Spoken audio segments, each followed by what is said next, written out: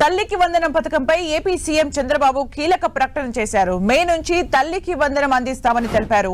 ఎంతమంది పిల్లలున్నా ఒక్కొక్కరికి 15,000 ఇస్తామని చెప్పారు. ప్రస్తుతం అందరూ పాపులేషన్ మేనేజ్మెంట్ గురించి ఆలోచించాలన్నారు. ఒక్కొక్కరు 2-3 పిల్లల్ని కనాలన్నారు. ఎన్ని ప్రసూతి సెలవులు కావాలన్నా ఇస్తామని తెలిపారు. దీనిపై అందరికీ అవగాహన కల్పిస్తామన్నారు.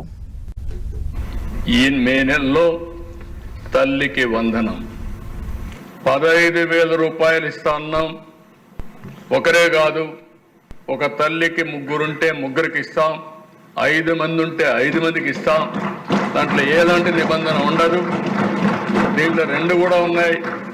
ఒకటి తల్లికి పిల్లల భారం తగ్గించడం, రెండోది జనాభా పాపులేషన్ మేనేజ్మెంట్ కూడా చేయడం ముఖ్యమైన ఉద్దేశం. అధ్యక్ష,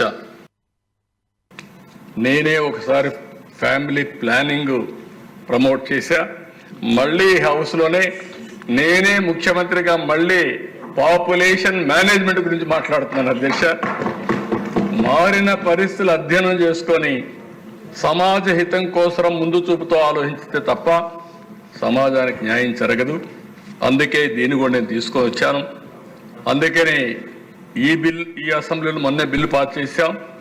ఒకప్పుడు 2 పిల్లల కంటే ఎక్కువ ఉంటే స్థానిక సంస్థల ఎన్నికల్లో పోటీకి అర్హత లేదు. ఇప్పుడు అది తీసేసాం. కానీ ఇప్పుడు 2 పిల్లల కంటే తక్కువ ఉంటే పోటీకి అర్హులు కాదని ఒక బిల్లు తీసుకురావాలి. మళ్ళీ రివర్స్ చేసి దాన్ని బిల్లు తీసుకురావాల్సిన అవసరం ఉంది.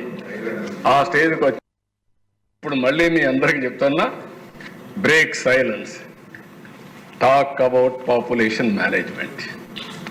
ఈరోజు మీరు కానీ మాట్లాడకుండా ప్రతి ఒక్క కపుల్, ప్రతి ఒక్క ఆడబిడ్డ 2 కంటే ఎక్కువ పిల్లల్ని ఉత్పత్తి చేయాలి అంటే కనాలి.